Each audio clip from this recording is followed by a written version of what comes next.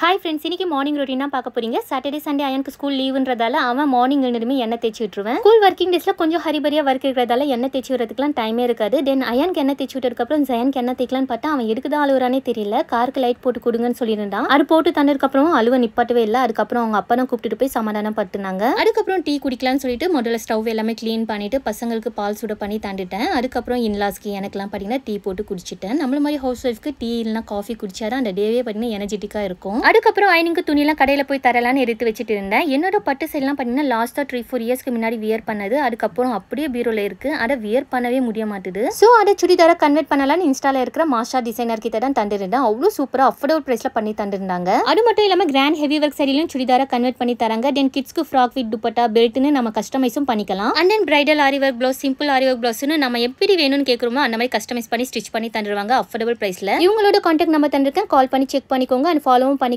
பாய்.